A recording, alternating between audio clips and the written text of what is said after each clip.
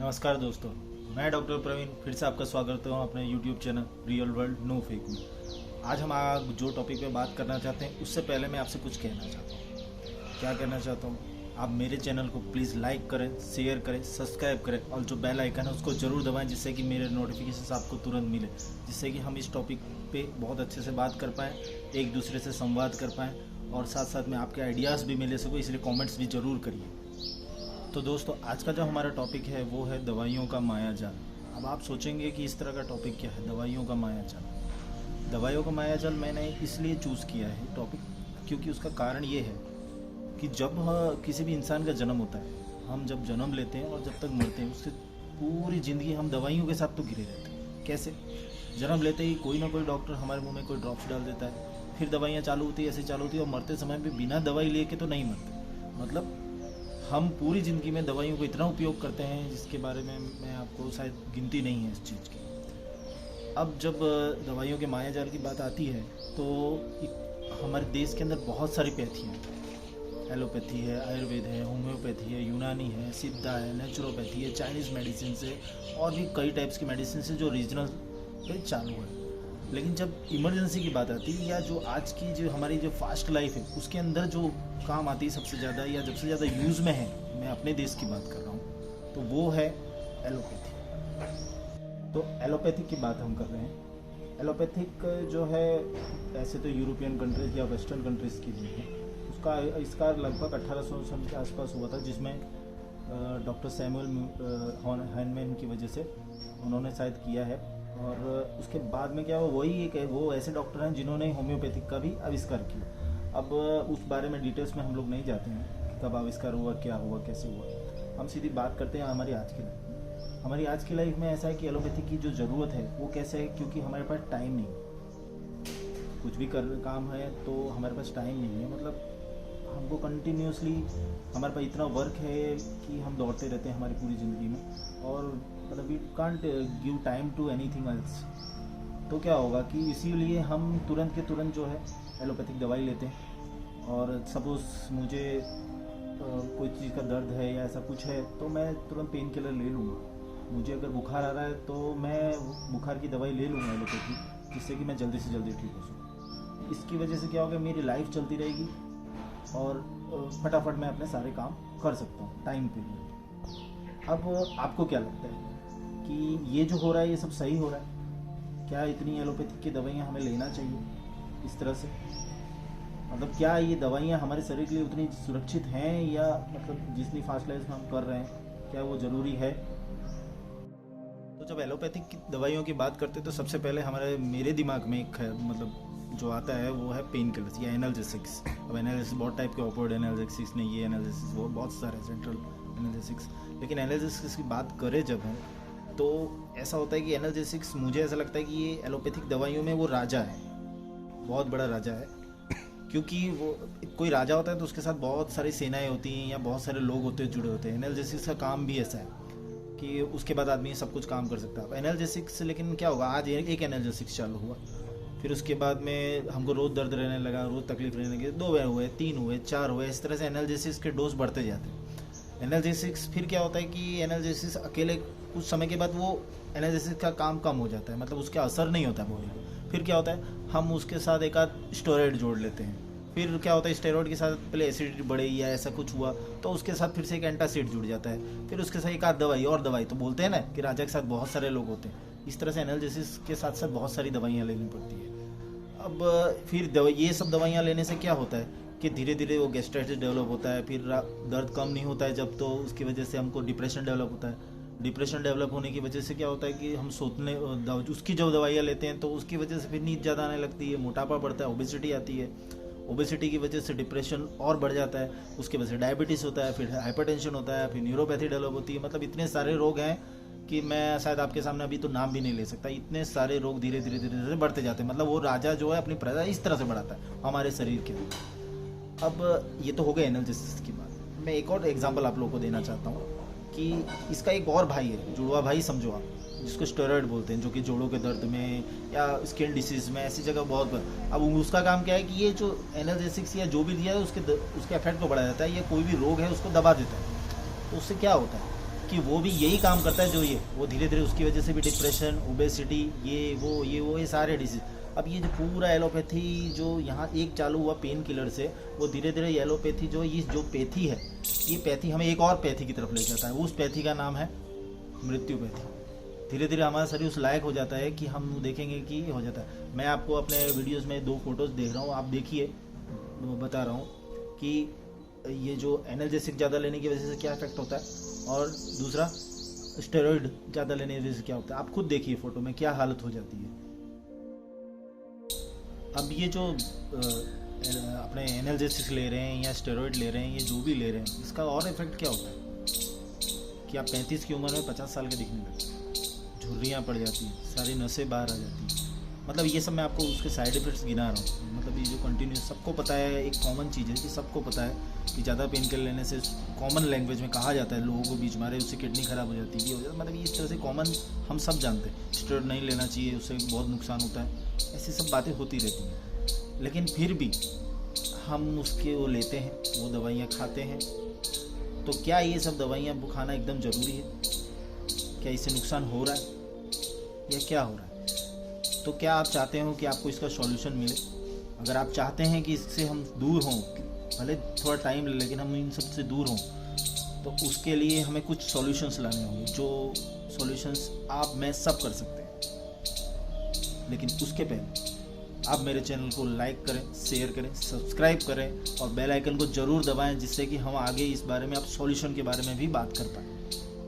तो दोस्तों, अब हम बात करेंगे इसके सॉल्यूशंस की, कि इस दवाई के मायाजाल से कैसे निकला जाए। अब जब इनसे मायाजाल से निकलने की बात आती है, तो मेरे दिमाग में एक चीज़, मतलब एक पुराने ख्याल आते हैं कि मेरे दादा दादी थे, वो एक बहुत बड़े अच्छे एग्जाम्पल है इसके। कैसे? मेरी दादी जो थी ना, वो अपनी उस उम्र, जब वो एक्सपायर हुई उसके पहले तक, वो सुई के अंदर धागा बिना चश्मा पहने डाल लेती थी। मेरे दादा मतलब जब चले गए, उसके पहले तक भी वो लकड़ी लेके आराम से लकड़ी के बिना आराम से चल सकते थे, लकड़ी की कभी ज़रूरत नहीं पड़ी। मतलब आप समझो कि वो लोग जो खाना खाते थे वही खाना हम खाते हैं, लेकिन हमारी हालत आज ही ख़राब है। शायद आज ही चश्मा लगाने की ज़रूरत है, या आज ही हमें जो उठने बैठने चलने में तकलीफ होती है। इसका मतलब क्या है? इसका मतलब ये है कि तब का जलवायु बदला, अभी का जलवायु बदला। तब जो वो खाना खाते थे वो पूरा न्यूट्रिशियस था, आज उसके जो न्यूट्रिशन वैल्यू है, वही खाने की न्यूट्रिशन वैल्यू बहुत डाउन हो चुकी है। उसका कारण बहुत है, भाई पेस्टिसाइड्स यूज़ होते हैं, ये यूज़ होता है, वो होता है, हमारे पास टाइम की कमी, मतलब बहुत कारण है। लेकिन न्यूट्रिशन वैल्यू 100% गिरी है, जिसकी वजह से हम ऑलरेडी बीमार हो चुके हैं। तो अब इससे कैसे निकला जाएगा? तो अब इसका सॉल्यूशन हम कैसे लाएं? अब सॉल्यूशन के लिए लोग ऐसे सुबह से सॉल्यूशन चालू करते हैं, मैं आपको रात से सॉल्यूशन बताता हूँ। रात से सॉल्यूशन मतलब प्रॉपर नींद। मतलब प्रॉपर नींद ऐसा होता है कि कम से कम 6 से 8 घंटे तो आपको सोना ही सोना है। अगर आप 8 घंटे जल्दी सो जाते हैं, मैंने अपने पुराने वीडियोस, पहले जो वीडियोस बनाए उसमें भी ब्रह्म मुहूर्त के बारे में बताया हुआ है, सुबह उठने, जल्दी उठने के बारे में। लेकिन आज मैं उस व्यू पे नहीं जाऊँगा। आज मैं उस व्यू पे जाऊँगा, अगर आप जल्दी सो जाते हैं और आप 8 घंटे की नींद लेते हैं, तो आप जब उठेंगे तो आप बहुत फ्रेश होंगे। कोई भी काम करने के लिए आपको किक स्टार्ट मिलेगा, मतलब आप इतने फ्रेश होंगे कि अच्छे से काम करें। दूसरा, आपके शरीर में कोई थकावट नहीं होगी, आप एक्सरसाइज कर सकते हैं बराबर प्रॉपरली। आपके इससे फ़ायदा क्या है प्रॉपर नींद लेने से? पहले तो कोई थकान नहीं रहेगी। दूसरी, आपका जो मेटाबॉलिज्म है वो बहुत परफेक्ट रहेगा। तीसरी चीज़, आप इतने फ्रेश होंगे कि आपके अंदर पॉजिटिविटी ज़बरदस्त होगी, मतलब नेगेटिविटी नहीं होगी, कल का टेंशन या जो है वो निकल। चौथी चीज़, आपके स्किन पे आप देखेंगे, स्किन का टेक्सचर जो है वो एकदम चेंज रहेगा। पांचवी चीज़ ये है कि आपके अंदर कोई डिप्रेशन, ये वो जो कंटिन्यूसली बढ़ता जा रहा है किसी भी कारण से, वो सब ये अगर प्रॉपर नींद लेते हैं तो कम हो जाएगा। ये हो गई नींद की बात। अब अगर आप सुबह उठते हैं तो सुबह उठने के बाद सबसे पहले आपको पानी पी लेना चाहिए भूखे पेट, ठीक है? क्योंकि मिस्टर फ्रैंकलिन ने ऐसा कहा है, वेस्टर्न के एक ऑथर हैं मिस्टर फ्रैंकलिन, उन्होंने ऐसा कहा है कि morning has the gold in his mouth. मतलब सुबह अगर आप उठते हैं तो आपके मुंह के अंदर समझिए सोना है। मतलब ये उन्होंने उसके बेनिफिट बताए कि वो इतना बेनिफिटेड है। तो सुबह, मैंने पुराने वीडियोस में भी आपको इसके बेनिफिट के बारे में बताया है। तो सुबह जल्दी उठिए। सुबह जल्दी उठने के बाद आप पूजा वूजा करते हैं, ये करते हैं, वो करते हैं, लेकिन सबसे पहले आप पानी पीजिए। पानी का क्या महत्व है पानी सुबह जल्दी पीने का? सबसे पहले तो ये बॉडी के अंदर जितने टॉक्सिन्स है उसको सब निकाल देता है। दूसरा, आपका जो मोशंस हैं वो क्लियर होते हैं, इसीलिए आपका मेटाबॉलिज्म अच्छा होता है, आपकी भूख अच्छी होने लगती है। चौथी चीज़, वो 100% आपकी स्किन के ऊपर भी इफेक्ट करता है। पांचवी चीज़, आपके अंदर एनर्जी जो लेवल है वो बढ़ता जाता है। छठी और बहुत इंपॉर्टेंट चीज़ कि अगर रात को अच्छी नींद की है और सुबह आप जल्दी उठ रहे हैं तो क्या होता है, हमारी बॉडी में एक लड़ने के लिए एक सेल्स है जो हमारी बॉडी के इम्यून सिस्टम में है, WBC बोलते हैं जिसको, वाइट ब्लड सेल्स बोलते हैं। उनको क्या आराम मिलता है। अदरवाइज़ क्या होता है, अगर बॉडी स्ट्रेस में है ऐसे है तो वो उनको अभी भी एक्टिवेट रहना पड़ता है। तो हमें उनको भी आराम देना ज़रूरी है। तो जब WBC आराम करेंगे तो डेफिनेटली क्या होगा कि आपकी बॉडी बहुत ही नॉर्मल स्टेज में होगी।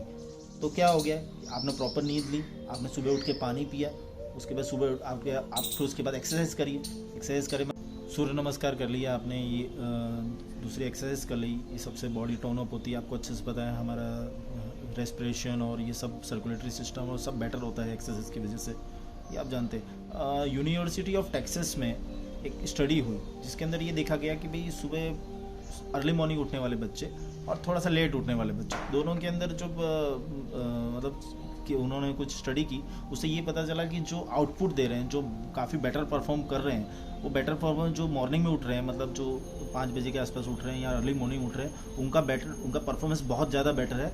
जबकि दोनों का IQ लेवल और सब कुछ सेम होने के बावजूद ये देखा गया। तो आप समझ सकते हैं कि मॉर्निंग जल्दी उठने का क्या फ़ायदा है।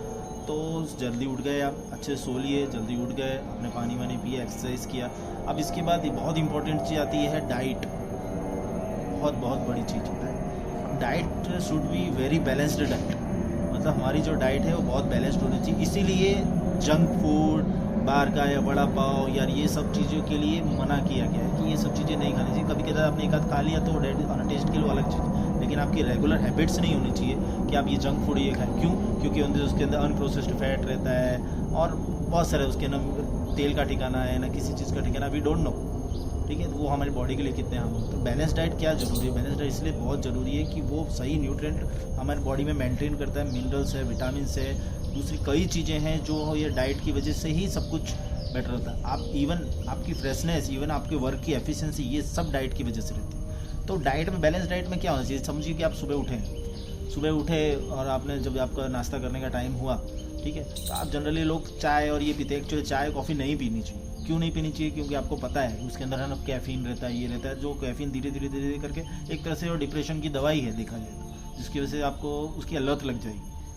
तो हो सके तो धीरे धीरे आप चाय और ये सब अवॉइड करें। और नाश्ते में जब बोला जाता है तो एक बहुत ज़रूरी चीज़ है कि हमें फाइबर डाइट लेना चाहिए, हाई फाइबर डाइट मतलब क्या?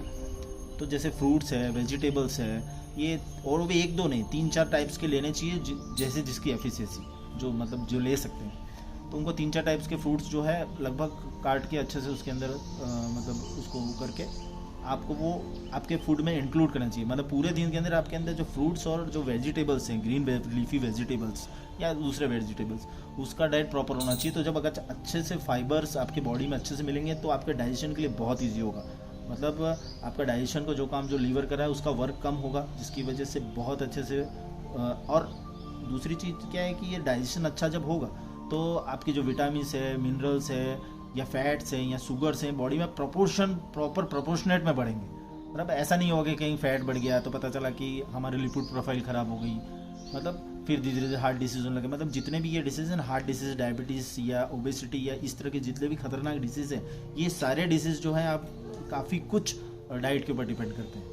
तो आपको डाइट जो है बहुत प्रोपोर्शन में लेना है। ऐसा भी नहीं कम नहीं खाना है, आपको बराबर खाना है। और खाने के साथ साथ आपको हाई फाइबर डाइट जरूर लेना है, जिसके अंदर प्रोटीन सब चीज़ का ध्यान रखना है। तेल में भी बहुत ध्यान रखना है कि जो बार ट्रांस फैट और ये सब का जो प्रॉब्लम होता है तो उसमें तेल, प्रोसेस्ड तेल, अनप्रोसेस्ड तेल, ये सब का भी बहुत महत्व है। तो आप प्रॉपर जो मैं किसी तेल के बारे में एक्स्ट्रा नहीं बताऊँगा, सब आपको पता है। तो आपको प्रॉपर जो ऑयल का यूज़ करना चाहिए जिससे कि आपका लिपिड प्रोफाइल और ये सब परफेक्ट रहे। आप एक्सरसाइज और ये सब करते हैं उससे भी परफेक्ट रहेगा।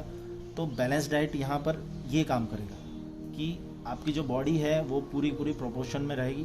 अच्छा, खाली ये बॉडी की बात नहीं है, अगर खाली बॉडी की बात होती तो ठीक है। मैं ये सब कहने का मेरा सॉल्यूशन का मतलब क्या है कि आज जो हमारे अंदर सबसे बड़ी प्रॉब्लम है, जो हम बार बार बीमार पड़ते हैं, कि एक सर्दी भी होती है ना तो 6-7 दिन लग जाता है हमें ठीक होने में। अब उसमें भी कई दवाइयाँ लेनी पड़ती हैं। तो सबका प्रॉब्लम क्या है? इम्यूनिटी। तो मैंने आपको जो सुबह रात को सोना, जगना, खाना पीना, जो भी मैं आपको इतना समझा रहा हूँ, उसका एक ही रीज़न है कि उससे आपकी इम्यूनिटी डेवलप होगी। और इम्यूनिटी जब आपकी डेवलप होगी ना तो उसकी वजह से क्या होगा कि आपकी जो स्ट्रेस बियरिंग कैपेसिटी है वो बहुत बढ़ेगी। मतलब जैसे दर्द, जैसे हम दर्द सहन नहीं कर पाते हैं, तुरंत पेन किलर लेना पड़ता है, वो सब अगर बढ़ेगा कि मानो दर्द भी होगा तो आप सहन कर पाएंगे, आपकी इम्यूनिटी इतनी अच्छी होगी तो पहले तो दर्द कम होगा, दूसरे कि जल्दी होगा नहीं, तीसरा आपकी बॉडी ज़्यादातर हेल्थी रहेगी। तो ये बैलेंस डाइट और ये सब जो मैं सॉल्यूशंस आपको बता रहा हूँ, आपकी इम्यूनिटी बढ़ाने के लिए बता रहा हूँ। तो आप अपनी इम्यूनिटी बढ़ाएं और तभी हम ये एलोपैथिक के जो माया जाल से है ना बाहर निकल सकते हैं, तभी उनकी दवाइयों का उपयोग कम हो सकता है, अदरवाइज कोई और रास्ता नहीं है। हमें अगर तकलीफ से दूर होना है तो हमें खुद की बॉडी, खुद के मन को खुद को मेंटेन करना पड़ेगा, और ये सारे सॉल्यूशंस की वजह से। तो आप मेरे चैनल को प्लीज़ लाइक करें, शेयर करें, सब्सक्राइब करें, जिससे इससे बेटर और इससे डीप में जाके हम इस बारे में बातचीत कर पाएँ और एक सॉल्यूशन पाएँ। नेक्स्ट जो भी टॉपिक होगा या जो भी होंगे हम उसमें डीप में बात करेंगे, लेकिन उसके लिए आपको मेरे चैनल को लाइक करना है, शेयर करना है, सब्सक्राइब करना और बेल आइकन को दबाना मत भूलिए।